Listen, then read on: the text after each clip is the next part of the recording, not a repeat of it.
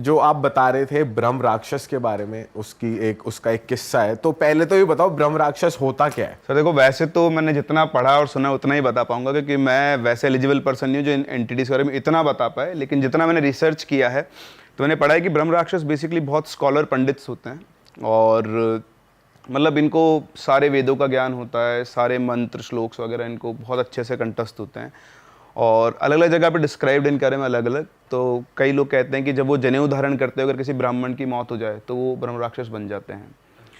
या फिर ऐसा बोलते हैं कि इस तरह कोई स्कॉलर पंडित है, अगर उनकी डेथ हो गई और कोई उनके मन में कुछ रह गया है, कोई इच्छा रह गई है, तो वो ब्रह्म राक्षस बनते हैं। अनटाइमली डेथ, जिसको अनटाइमली डेथ होती है, और मतलब स्कॉलर्स होते हैं। ऐसा नहीं कि हर ब्राह्मण ब्रह्म राक्षस बन सकते हैं, मतलब वो हाई लेवल स्कॉलर्स होते हैं जिन्होंने सारे वेद पुराण सब सारा ज्ञान होता है उनको बढ़िया, और वो ब्रह्म राक्षस बनते हैं। और ये इतने फियर्स होते हैं ना कि अगर किसी के पीछे पड़ गए तो दुनिया की कोई ताकत, मतलब दुनिया की कोई ताकत उसे नहीं छुड़ा सकती। मतलब जो भी, हाँ, वो अपनी मर्जी के मालिक हैं। वैसे वो बहुत शांत होते हैं, वो किसी को परेशान नहीं करते। वो जहाँ है वहाँ, मैं आपको बता दूँ, ऐसा लिखा गया है, मतलब अलग अलग जगह मैंने पढ़ा है कि वो जनरली पीपल के पेड़ में रहते हैं। और ऐसा कहते हैं हिंदू पुराणों में कि पीपल के पेड़ में ब्रह्मा जी का भी निवास होता है। तो इसको पहचानने का भी तरीका होता है। मतलब बेसिकली अगर एक पेड़ नीचे से तने से हरा भरा है और ऊपर से सूख रहा है, तो दैट मीन्स उसमें ब्रह्म राक्षस का वास होता है, ऐसा कहा जाता है। और नाम भी उन्हीं से रिलेटेड है। नाम भी नहीं, अगर वो पेड़ नीचे से सूखा हुआ और ऊपर से हरा भरा है तो कहते हैं कि उसमें ब्रह्मा जी का निवास है। अगर वो नॉर्मल है, ऊपर नीचे दोनों से हरा भरा है, दोनों से सूखा हुआ है, तो एक नॉर्मल पेड़ है। लेकिन अगर वो नीचे से हरा भरा और ऊपर से सूखा हुआ है, तो ऐसा बोलते हैं कि उसके अंदर ब्रह्म राक्षस का निवास हो सकता है। तो ऐसा कहा जाता है। तो ऐसी एक स्टोरी है जो मेरे साथ शेयर की थी किसी ने बहुत टाइम पहले, और उनका सामना हुआ था एक ऐसी एंटिटी से, और उस प्रोसेस में एक आदमी की जान भी चली गई थी। सो आई होप आप लोगों को स्टोरी पसंद आने वाली है। बिल्कुल सर, स्टार्टिंग से सर मज़ेदार। तो ये बक्सर डिस्ट्रिक्ट है बिहार में, उसके पास में एक गांव है। उस गांव का नाम है, गांव में एक छोटा पार्ट है, उसका नाम है उपाध्याय का टोला। तो उपाध्याय का टोला नाम से तो लग रहा है कि वहाँ पे सभी लोग जो रहते हैं उपाध्याय होते हैं। तो उपाध्याय बेसिकली स्कॉलर ब्राह्मण्स होते हैं। तो ऐसे ही पूरा एक गांव था। तो वहाँ पे एक पंडित जी रहते थे, उनका नाम था रमाकांत जी। तो रमाकांत जी जो थे, उनके 2 बेटे थे। तो उनकी माली हालत ऐसी बहुत ज़्यादा अच्छी नहीं थी, छोटा सा गाँव था। तो उनका एक बेटा आर्मी में चला गया। तो आर्मी में गया, उसकी सैलरी वैलरी आना शुरू हुई धीरे धीरे, तो थोड़ा घर को सपोर्ट करने लगा। तो उनका डिस्कशन हुआ कि यार चलो करते हैं, हम बहुत दिनों से एक छोटे से घर में रहते हैं सभी लोग, झोपड़ी टाइप कच्चा घर था, तो अपन लोग गांव में एक मकान ले लेते हैं। तो उस टाइम पर, अच्छा मेरे पास फ़ोटोज़ भी मैं आपसे शेयर करूंगा, आप वो भी दिखा सकते हैं। मतलब अब तो चेंज हो गया उसमें बहुत कुछ। तो एक घर था, वो घर पहले वो ब्रिटिश टाइम का घर बना हुआ था, तो उसमें शायद वो उस टाइम अंग्रेज रहा करते होंगे। उसके बाद वो खाली पड़ा हुआ था। तो किसी का मालिकाना हक था उसके ऊपर, वो उनके पास गए, उन्होंने बातचीत की, तो उनकी डील हो गई। तो डील हो गई तो बोले अब ये घर अपन ले लेंगे। तो बेटे से बोला, पेमेंट वेमेंट हुआ, और अच्छा उन्होंने क्या, किसी से पूछा ज़्यादा नहीं उस घर के बारे में। घर खाली पड़ा था बहुत टाइम से, तो गांव वाले को भी ऐसा कुछ कोई आइडिया नहीं था कि हाँ खाली पड़ा है, कोई रहता तो है नहीं। तो उन्होंने ले लिया घर। अब उस घर में क्या था, घर के जस्ट बरामदे के अंदर एक बहुत बड़ा पीपल का पेड़ था। तो बिल्कुल घर की खिड़की खुलते हुए वहाँ पे दिखता था।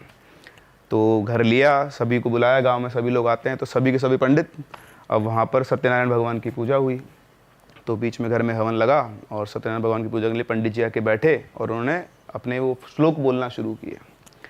अब जनरली जब भी हम हवन करते हैं आंख बंद करके श्लोक बोलते हैं, तो सभी वहाँ पे पंडित थे, सभी अपनी आंख में मस्त मंत्रमुग्ध हो जाते हैं। वो जैसे किसी को अगर रॉक म्यूजिक पसंद है तो वो जब रॉक म्यूजिक में गया तो आंख बंद करके झूमना शुरू करता है।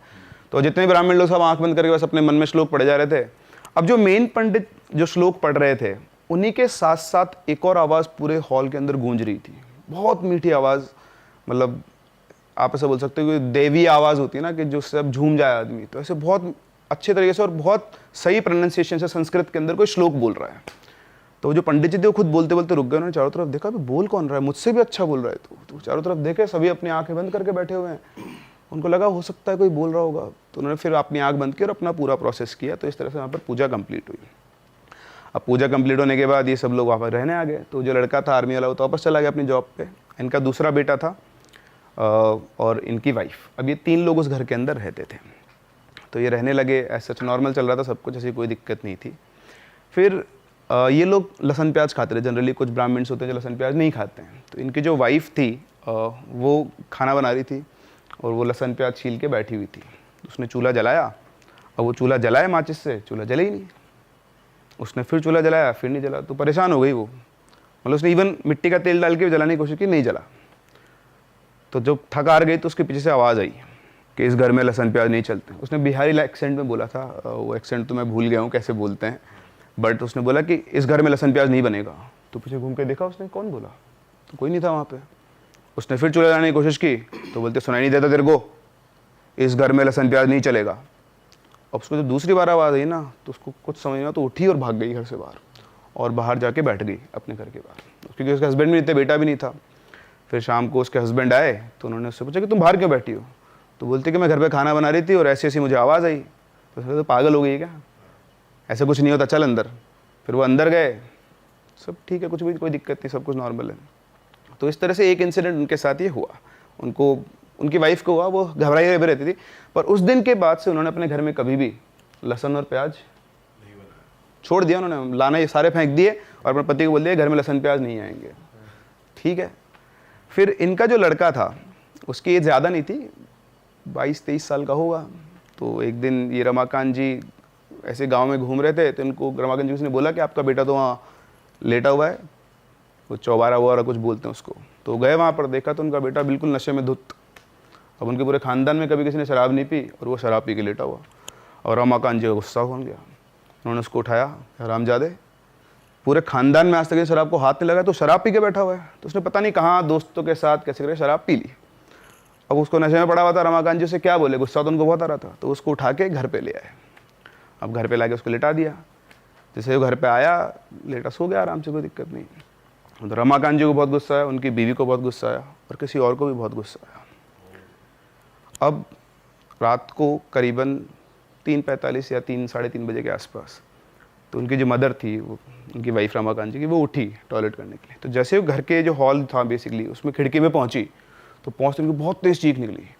उस पीपल के पेड़ पर उनका बेटा लटका हुआ था, और उसकी जो टहनियाँ होती है ना, उसी से उसका गला घुट कर वो लटका, उसकी लाश लटकी हुई थी।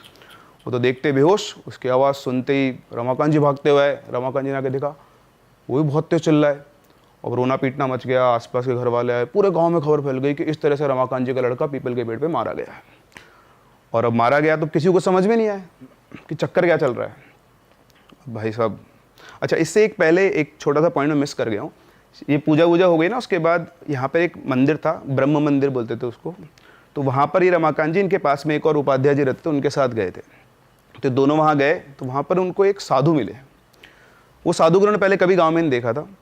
तो ऐसे जैसे पंडित थे, तो देखा, साधु के पैर वैर छुए, बोले महाराज आशीर्वाद दीजिए। तो महाराज गुस्से में आके बोलते हैं, उनसे बोले कि जब भी जीवन में कोई बड़ा काम करो ना, तो अपने घर के बड़ों से बात जरूर करनी चाहिए, और अगर तुम मकान खरीद रहे हो तो उसके बारे में ज़रूर से बात करनी चाहिए। ऐसे आंख बंद करके मकान नहीं खरीदना चाहिए। तो अब रमाकांत जी ने मकान तो खरीदा था, पर उनको कुछ बात समझ में नहीं आई। तो उन्होंने पूछा, महाराज आप क्या कहना चाहते हो, मैं समझ नहीं पा रहा हूँ। तो उन्होंने बोला कि ब्रह्म राक्षस की आत्मा 24 साल से मुक्ति मांग रही है, अब तो तुम्हारा भला बजरंगबली कर सकते हैं। इतना बोल दिया, उसके बाद चुप हो गया। और रमाकांत सोचा नया नया मकान लिया है, ज़्यादा कुछ पूछूंगा दिक्कत हो गई, तो वो चुपचाप अपना उठ के आ गया, उसको बात तो समझ में नहीं आई। लेकिन अब वो आज कनेक्ट कर पा रहे थे, तो पूरे गांव में खबर फैल गई कि भैया इनके घर में ब्रह्म राक्षस है, क्योंकि वो जो उपाध्याय जी थे उनके सामने बात बोली गई थी। तो अब लड़के की डेथ के बाद अब वो कार्यक्रम समझ में नहीं आ रहे, कोई कारण तो दिखे कि क्यों वो लटका है वहाँ पे जाके। तो वो उनको याद आए वही महाराज, वो वापस से उन महाराज को ढूंढने गए। तो वहाँ पे जाके देखा तो वो महाराज वहीं बैठे हुए थे। तो जाते उनके पैरों में पड़ गए, रोने लग गए, महाराज मेरा बेटा चला गया और आपने मुझे आगाह बताया क्यों नहीं। तो उन्होंने बोला कि वो ब्रह्म राक्षस है, उसकी जैसी इच्छा होती है ना वो वैसा करता है, वो बहुत शक्तिशाली है, तुम उसका कुछ नहीं कर सकते। उसको जब गुस्सा आता है ना, तो वो अपने जो भी शिकार है उसका, जिसके ऊपर गुस्सा आया है, उसको अपने हिसाब से मृत्यु देता है। तुम्हारे बेटे ने गलती की और उसको गुस्सा आ गया, इसलिए वो गया। तो उसने बोला महाराज मैं क्या करूं, घर छोड़ दूं। तो उन्होंने बोला तुम घर छोड़ दो, कुछ भी छोड़ दो, कोई फर्क नहीं पड़ता, तुमने उस ब्रह्म राक्षस को जगाया है और अब तुम्हें उसको मुक्ति दिलानी होगी।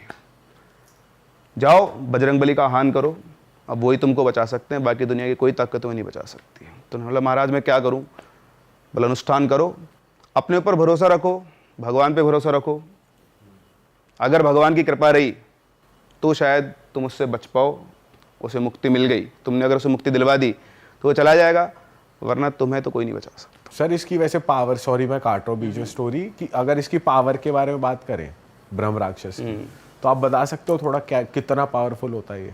बहुत एक्सट्रीम पावरफुल होते हैं, एक्सट्रीम पावरफुल। मतलब अगर आप, जैसा बताया गया है कि 8 से 9 फीट के आसपास की हाइट हो जाती है विजुअल जब आते हैं तो, और इसमें स्टोरी में भी डिस्क्राइब किया गया उनको। और ऐसे कहते हैं कि 2 ऐसे सींग से निकले हुए होते हैं जो राक्षस को दिखाते हैं, जनेऊ हमेशा होती है पहनी हुई, और बाकी तो पंडित का फेस होता है पूरा, टीका जरूर लगा हुआ होता है सिर के ऊपर। तो जो ब्राह्मण और राक्षस का मिक्सचर वो होते हैं पूरा। अब बोलने को आप इनको लेजेंड भी बोल सकते हो, बट जिनके साथ एक्सपीरियंस है वही वाली बात है। तो ये नॉर्मल पूजा से नहीं जाते? नहीं जैसे नहीं, पूजा नहीं ये जैसे नॉर्मल क्या होता है ना, मतलब इनमें लेवल होता है एंटिटीज का, मतलब 0 लेवल से लेकर ऊपर लेवल तक की। तो ये लेडर में बहुत ऊपर होते हैं, तो हर कोई इनको कंट्रोल ही नहीं कर सकता ना, दिक्कत है। तो मंत्र वंत्र का ज्यादा असर नहीं होगा इन पे? इनको कंट्रोल करने के लिए, मतलब जो कंट्रोल कर रहा है उसका मीडियम भी बहुत हाई होना चाहिए, जैसे सीधा या तो किसी बड़े देवता से वो कनेक्ट हो रहा है, क्योंकि लेडर में देवता थोड़ा सा नीचे हैं बस। अच्छा अच्छा। तो इसलिए तो वो उनको पावर इसीलिए मिल जाती है क्योंकि वो इतने बड़े स्कॉलर्स होते हैं ना, तो उनका जो मेंटल लेवल होता है, जो मेडिटेशन लेवल, जो अपन स्पिरिचुअल लेवल जो बोलते हैं, वो बहुत हाई होता है। तब एक नॉर्मल आदमी जो ट्रैप में फंसा हुआ है वो कहाँ उस स्पिरिचुअल लेवल को कनेक्ट कर सकता है।